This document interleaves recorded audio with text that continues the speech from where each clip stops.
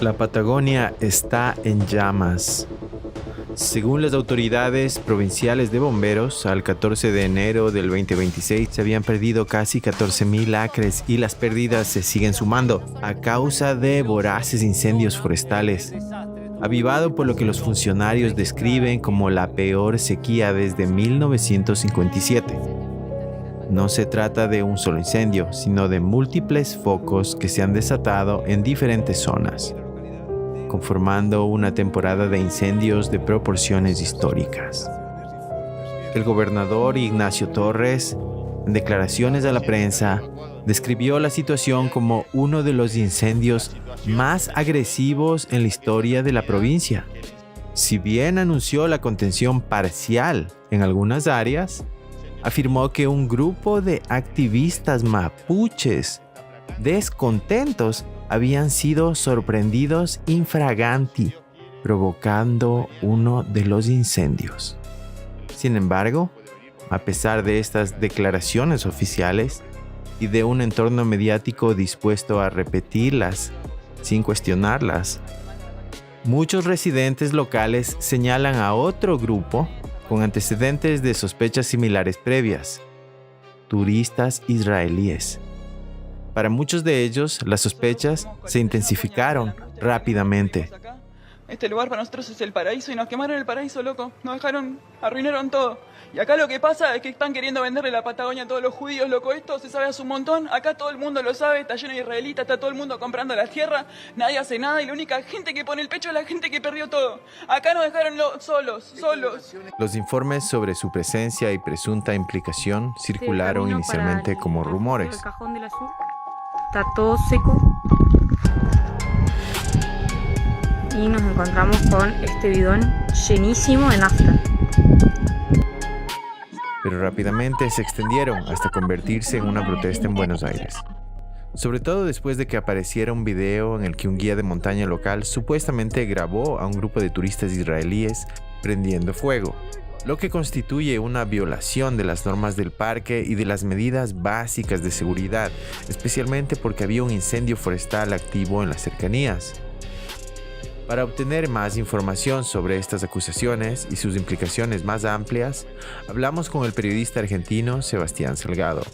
Apareció esta semana un video donde un habitante local argentino grabó a los militares israelíes prendiendo fuego en un lugar prohibido. ¡No se puede hacer fuego!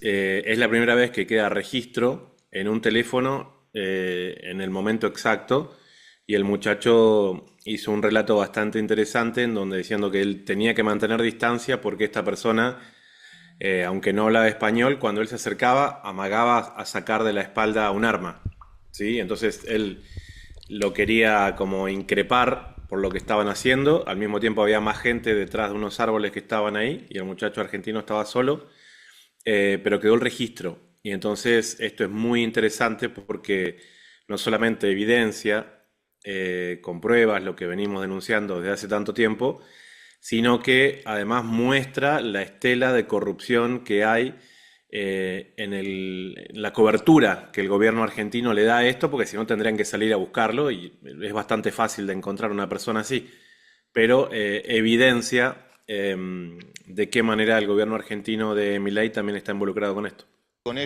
El gobernador Torres también vinculó los incendios con el desalojo hace un año de lo que describió como un grupo mapuche no registrado de un parque nacional, un área que según él no les pertenecía legalmente y que estaban ocupando. Torres relacionó directamente el incidente con un presunto ataque incendiario contra vehículos industriales y mineros estacionados en las afueras de Estancia Mancay, pocos días después del desalojo. Una nota anónima enviada a una radio comunitaria supuestamente reivindicó la autoría del ataque incendiario en nombre de un presunto grupo mapuche que se resiste a un proceso de venta de tierras en la Patagonia. Durante décadas, los mapuches han denunciado a multimillonarios extranjeros como Joe Louis y Luciano Benetton, cada uno de los cuales posee cientos de miles de hectáreas que muchos mapuches locales consideran territorio ancestral.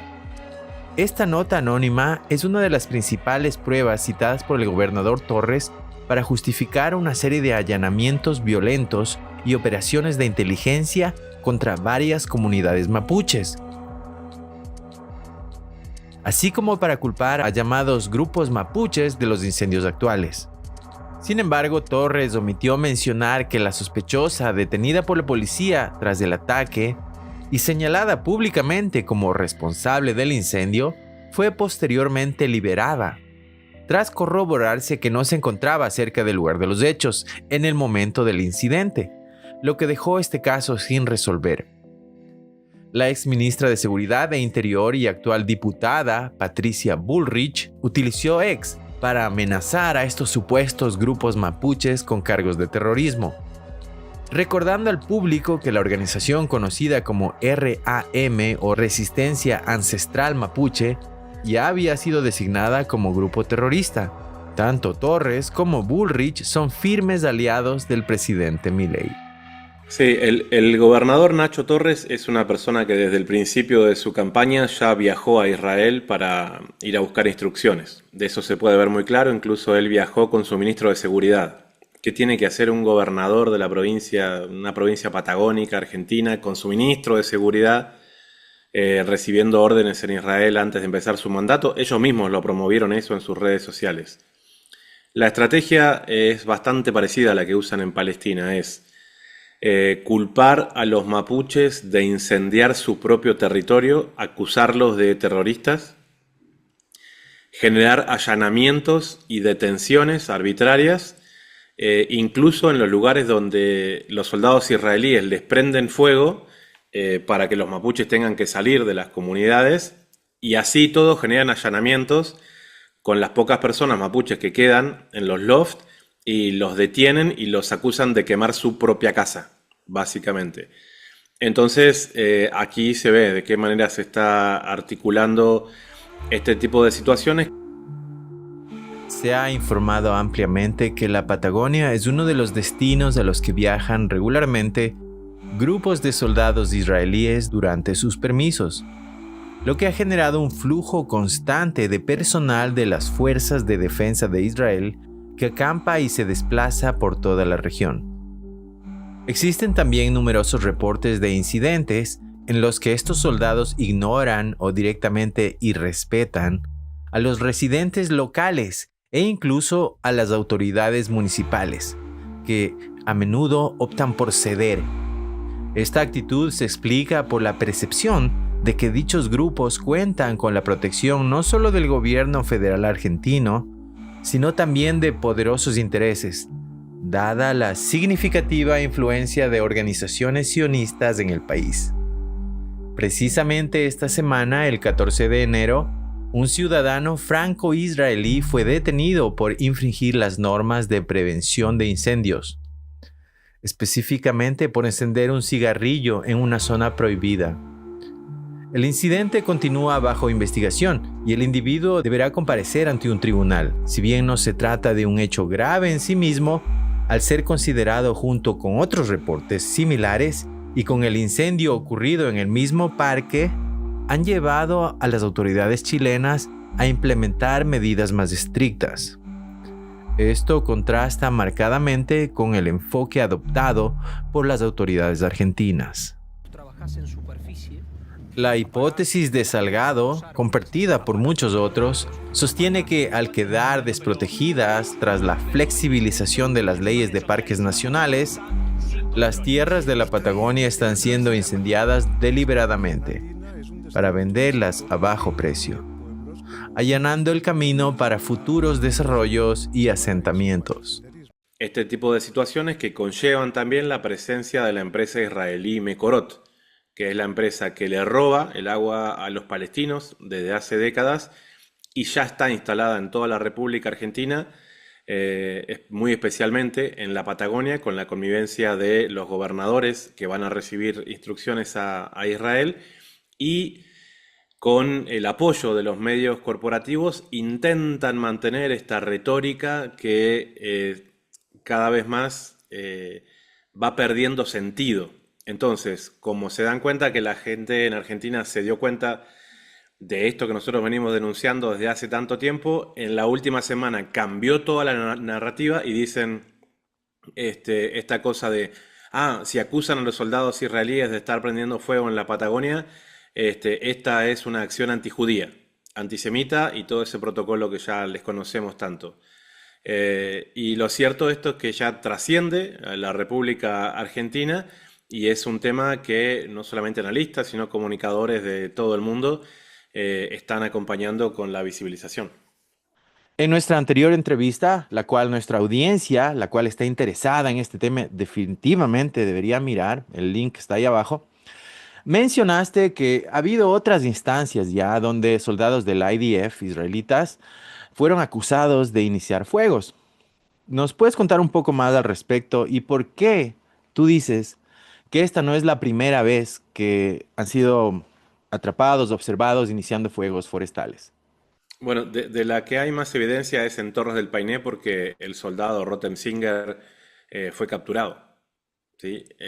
Y fue encarcelado por las autoridades chilenas. El problema es que cuando se va dimensionando la trama de poder que hay detrás de estos personajes, se dan cuenta de que el poder judicial chileno también está operado por el sionismo, igual que en la República Argentina. Rottensinger en el año 2014 quemó como unas 50.000 hectáreas del Parque Nacional Torres del Paine. Entró por un paso ilegal, como hacen siempre, para tratar de que no quede registro de los lugares donde están generando los incendios. Y bueno, fue capturado por las autoridades chilenas y llegado el momento, lo que negociaron, creo que es el mejor término, es que pagaran $7.000 por todo el daño que generaron. Esta persona fue liberada y hasta donde entendemos ni siquiera ese monto absurdo. Imagínate que quemar 50.000 hectáreas de parque nacional costará $7.000 de bosque nativo que no se recupera. Y bueno, esto es parte de una realidad que se vive a los dos lados de la frontera. Hoy Rottensinger es un prominente empresario en Israel. Entonces, a pesar de que hay presentes y pasados incidentes relevantes, de acuerdo al gobierno argentino, no es justo detener e investigar a esos turistas israelitas, pero es totalmente justo detener e investigar a los mapuches. Rottensinger fue llevado a corte específicamente por quemar un bosque. Y en la otra mano, el supuesto ataque de los mapuches hace un año, que les lleva a ser principales sospechosos ahora, no fue un ataque forestal, no fue un fuego forestal, fue un ataque en camiones y tractores. Pero bueno, al mismo tiempo, el caso de Rottensinger fue en 2014. Hay otros más nuevas instancias de fuegos iniciados por soldados sospechosos o gente sospechosa de ser soldado del IDF, de las Fuerzas de Defensa israelíes. Es solo una que haya sido judicializada. Después hay muchos relatos. Hoy mismo yo encontré un relato por primera vez, en primera persona, de gente en la Patagonia que dice que ya son tantos los soldados israelíes, estos de ahora, de esta semana, que él quiso ir a un lugar del lago Puelo, donde va desde que es niño, porque vive ahí, y se encontraron de que toda una parte de la costa del lago Puelo estaba lleno de soldados israelíes, esto en este momento que estamos hablando, y tenían una persona que, como hay un sendero entre arbustos que lleva a esa parte de la costa, trató de intimidarlo para que no accediera.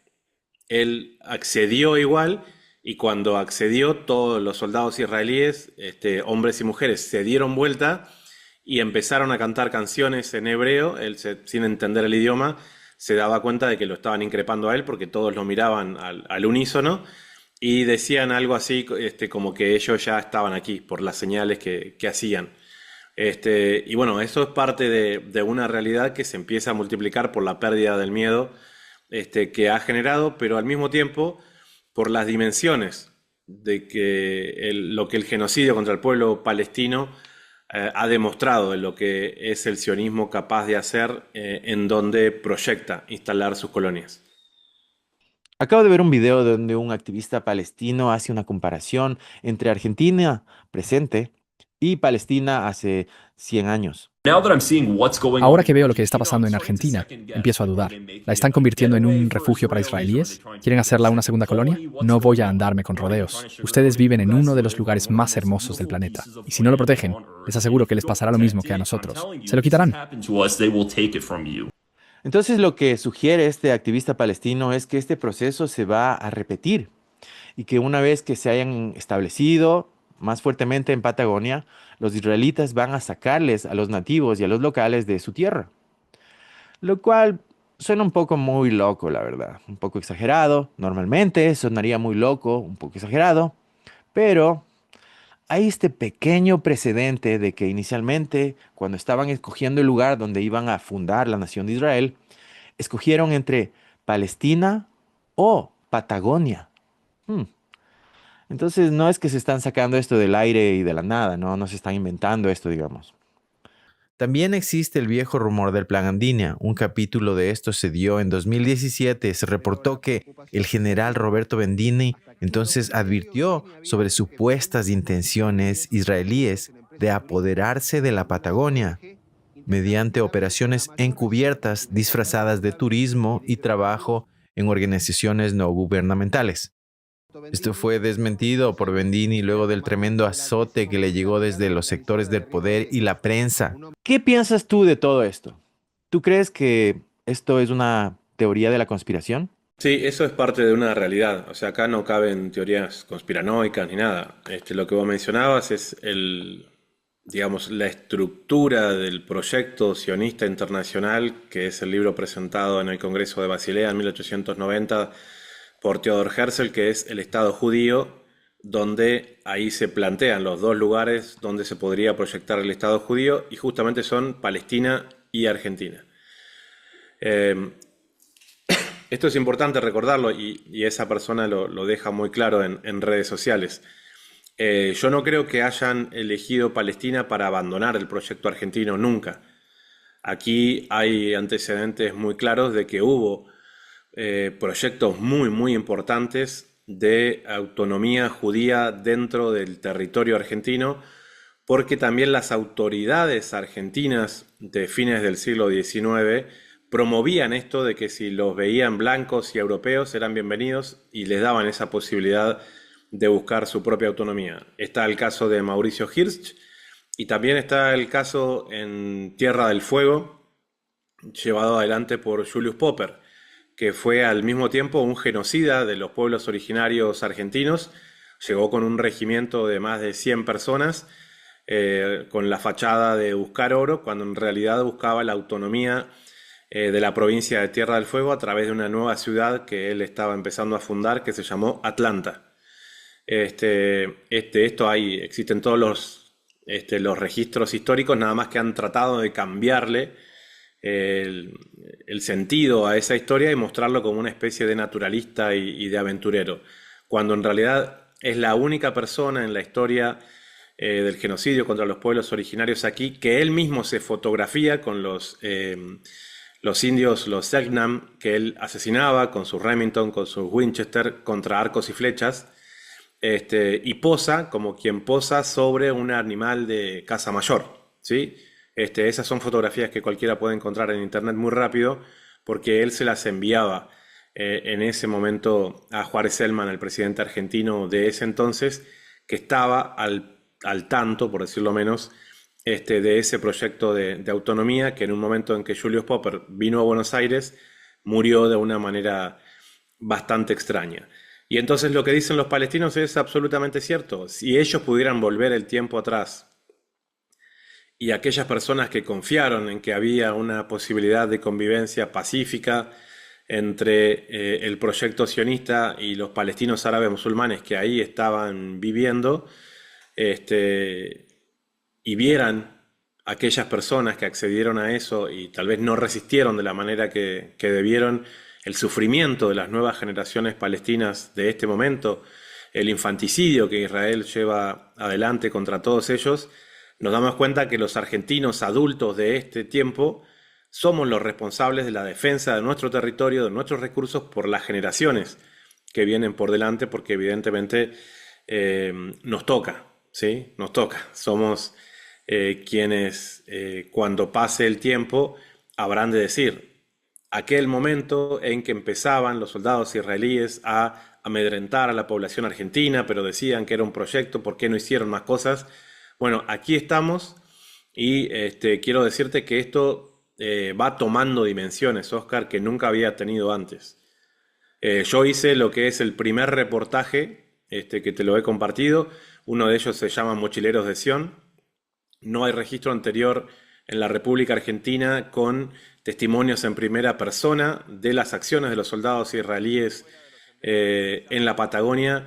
No hay registro como el que yo hice frente al hotel Onda Azul, donde es parte de la estructura del paso de las tropas israelíes en la República Argentina, disfrazadas de mochileros, y vi al mismo tiempo la cantidad de protocolos contra mi persona que se activaron, muchos de ellos, increíblemente, y te va a parecer extraño, bajo la fachada de la militancia de la causa palestina, ¿sí?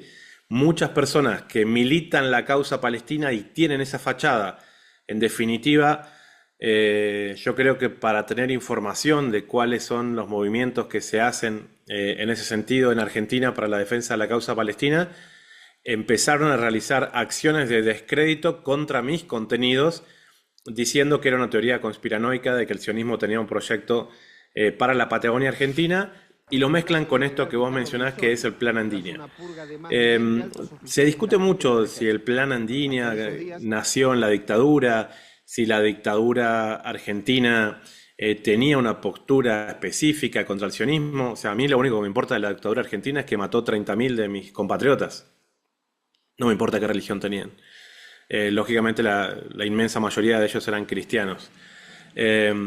Y no hace falta mencionar nada de eso. Alcanza con ver la realidad de este tiempo que estamos viviendo, y es absolutamente suficiente para dimensionar que hay un proyecto de autonomía y ocupación que empieza por el control del agua, sigue por el control de las tierras. Ya han colonizado los tres poderes. El poder judicial en la Argentina trabaja para ellos, el poder legislativo en su mayoría con la elección que ganó Milei ahora también, y Milei en sí mismo es una creación de la secta judía Chabad Lubavitch. No es que Milei tiene acuerdos con Israel. Esa secta judía que financia, por ejemplo, la situación de Ghislaine Maxwell, que vos conocés muy bien, del caso Epstein, son ellos los que financian la situación de Ghislaine Maxwell, hija de ese espía del Mossad, que generó la estructura de la utilización del chantaje político o la estructura de acciones pedófilas para el chantaje político en la isla de Jeffrey Epstein. Esta gente es la que está controlando la República Argentina en este momento, y están generando una serie de acciones que no tienen precedente, entre esos que los ciudadanos israelíes, por ejemplo, puedan venir a cobrar una pensión de la República Argentina. Así, aunque te parezca increíble, una persona que nació, que vivió toda la vida en Israel, viene a Argentina y se le otorga una pensión, una jubilación con dinero argentino que sale del conjunto de la población.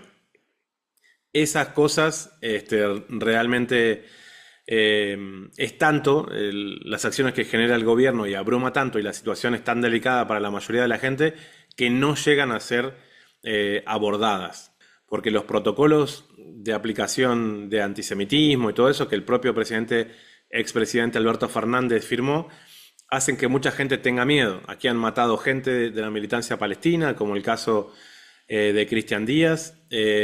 Hay juicios en este momento contra legisladores, diputados, como el caso de Vanina Biasi, que la llevaron a juicio oral por manifestarse a favor de la causa palestina.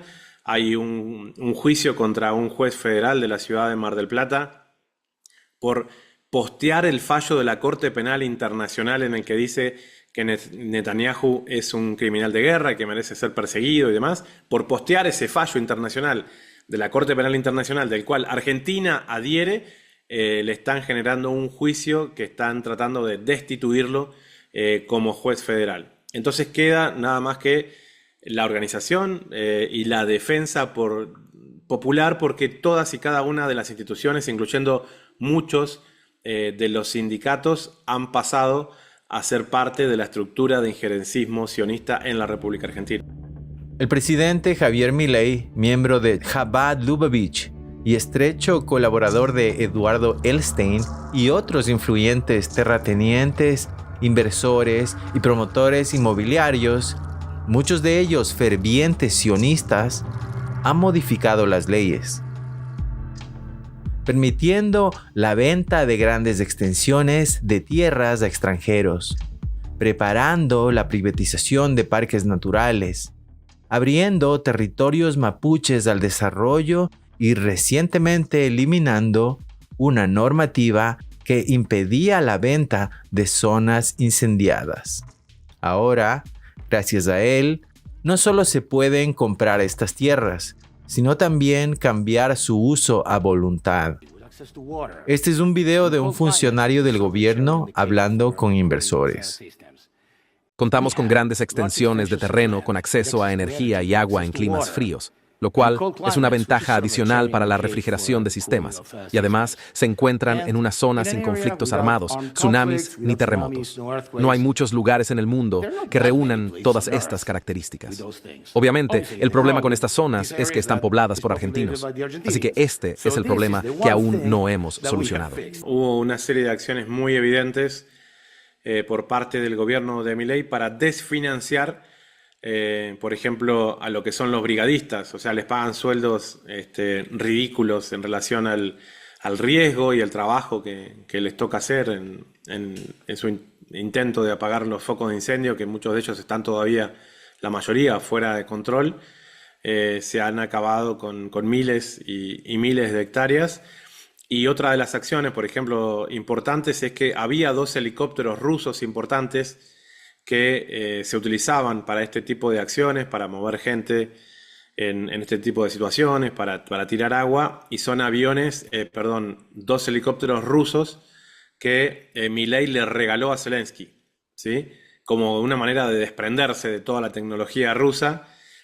Adujeron de que no tenían repuestos y no sé qué, simplemente porque se aplicaban las sanciones que el propio Estados Unidos estaba ejerciendo contra la Federación Rusa. Entonces no llegaban repuestos de esos helicópteros importantes, y Milei se los regaló al presidente Zelensky. Así que bueno, esto termina de dar una dimensión a nivel geopolítico de cuáles son también los actores que están involucrados en todo esto. Ya sea que Salgado tenga razón al afirmar que intereses extranjeros, principalmente sionistas, están operando entre bastidores para explotar la tierra y la riqueza natural del pueblo argentino, o que el gobernador Torres y el gobierno argentino tengan razón al afirmar que grupos de resistencia armada dentro de la comunidad mapuche están provocando incendios y destruyendo sus propios bosques ancestrales, una cosa está clara: las partes implicadas tienen motivos muy diferentes, aunque igualmente evidentes. Un grupo afirma estar defendiendo su tierra, el otro podría estar buscando tomar el control de esa tierra, o tal vez no. Sin embargo, resulta sorprendente que solo uno de esos grupos haya sido objeto de una investigación seria. Ante una crisis de esta magnitud, la única respuesta del presidente Javier Milei fue una publicación tardía en X, utilizando una imagen generada por inteligencia artificial para agradecer a los voluntarios y brigadistas que, desfinanciados por su propio gobierno, están arriesgando sus vidas para contener los incendios. Si a esto le sumamos una sequía histórica y un régimen de austeridad actual muy agresivo que ha desfinanciado casi todas las áreas del gobierno, despidiendo a guardaparques, bomberos y personal federal, recortando los presupuestos de mantenimiento, logística e investigación, debilitando la infraestructura de los servicios de emergencia. Queda claro que la maravilla natural de la Patagonia se encuentra en grave peligro.